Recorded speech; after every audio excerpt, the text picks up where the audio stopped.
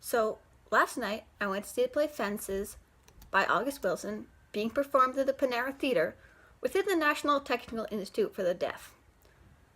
Going into this play, I had no idea what to expect.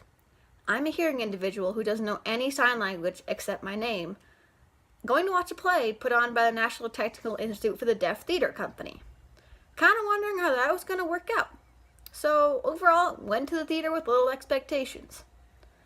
The good news coming out of the play is that my lack of signing did not prevent me from understanding the play, because every line in that play was done 3 ways.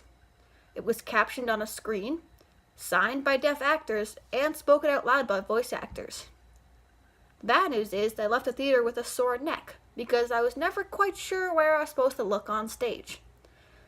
There were voice actors performing on stage left and right, signing actors center stage, and a large TV with captions on it.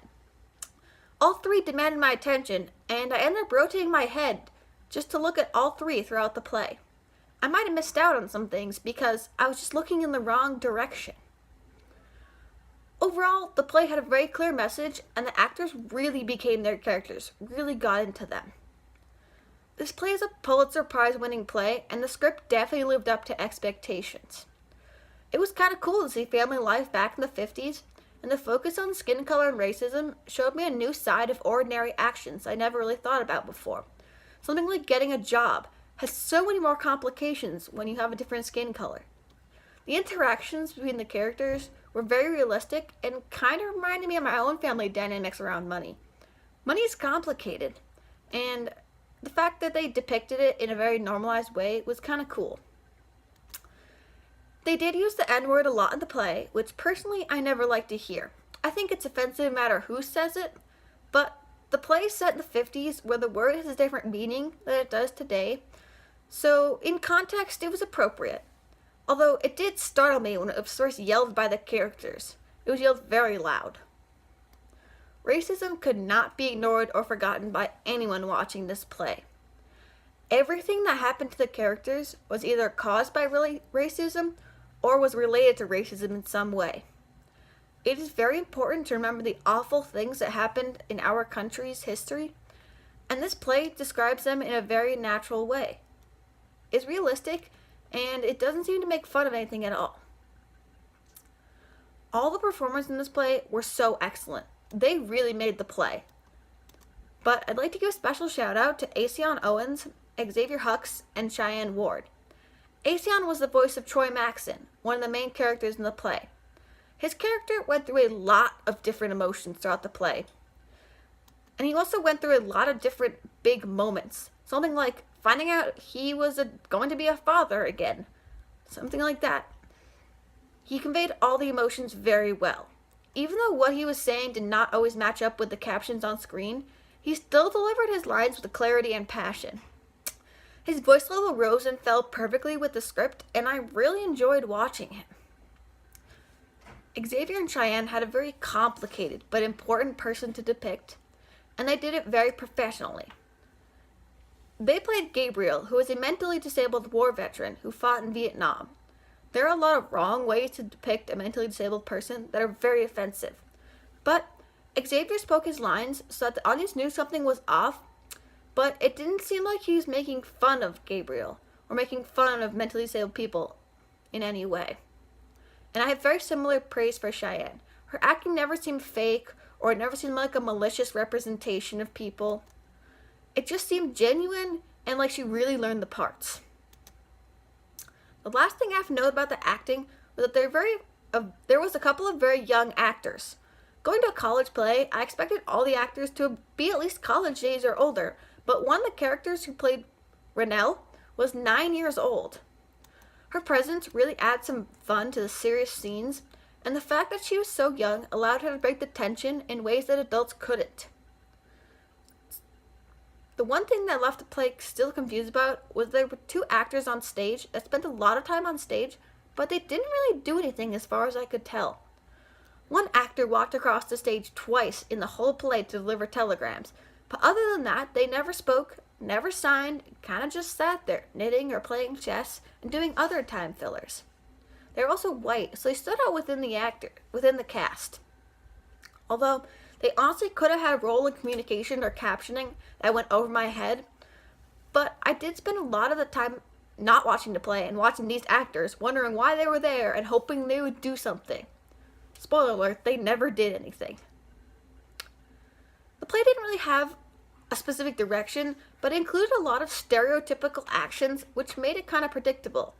Dad and son clash over sports, man has an affair, couples fight over money, getting drunk to solve all your problems. These all fall under the goal of depicting a normal household, but nothing really surprised me. It was all like following the same old boring script that, oh, the family's having issues, oh, people are drinking, get over it. Big deal. During intermission, I spent a lot of time reading the playbill because I had nothing else to do, but I saw there were 10 carpenters that worked on this play. Seemed a bit excessive for a college play, but looking at the set, turns out it wasn't too excessive. The scenery and set was very impressive. The Panera Theater overall has a very wide stage, and the whole background was constructed to look like brick buildings. These sets were not only 2 stories tall, but they were sturdy enough to have a person leaning out a second floor window, and they didn't fall or wobble or anything. Side note on that, it was really cool that the voice actors didn't stand in one place throughout the play. They came on and off stage with the actors. They read newspapers, and sometimes they just spoke from the second story window, while their signing counterpart was on the center stage. Overall, really cool vibe to the play. But back to the scenery.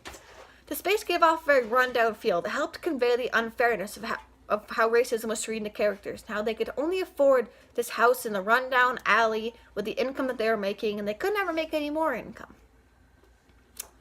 The costumes are plain but very historically accurate. This play took place over multiple days, and every night the characters changed costumes, which was a nice touch, and also a lot of costume changes. In terms of lighting, there was not much going on, but that's not necessarily a bad thing. The stage was always very well lit, which made it easy to see the actors signing. And a nice touch was that whenever Troy was talking to the devil, the whole stage was bathed in red light. The devil was not actually on stage, but the red light gave off a feeling of evil and darkness and doom, stuff that are all associated with the devil. During scene transitions, the lights were dimmed, which made for a nice transition, but I didn't think it was really necessary because all the actors left stage while the lights were still on, and then the lights were dimmed. It seemed kind of unnecessary. Also during the scene transitions, they played some nice smooth jazz music, a staple of the 50s, and really put us in the mood of the play. This was accompanied by retro pictures across the TV, which kept the TV integrated into the set, which was nice. The other sounds that were used during the play was stomping to get people's attention. And I'd like to give another shout out to the carpenters here. The actors barely had to put their feet down, and the sound was heard loud and clear across the whole theater. That's some pretty good acoustical engineering. Overall, the play was a little confusing to watch as a hearing person, but I would give it a 6.5 out of 10 because of the fantastic acting. And also, some of the artistic elements blew me away. I did enjoy that it gave me a new experience of watching a multilingual play, but I left the theater feeling exhausted. Partly because the play was really long, but also there was a lot of emotions going on in that play. The characters went through them, and I also went through them as a viewer. I would definitely recommend that people go see a play in ASL, but I would not necessarily recommend this specific one. I think there are other plays that do a better job of integrating voice actors, captioning, and deaf actors all in the same time. This one ended up being a little bit confusing, so it might not be a good first play for someone who had never experienced deaf theater before. But that's it.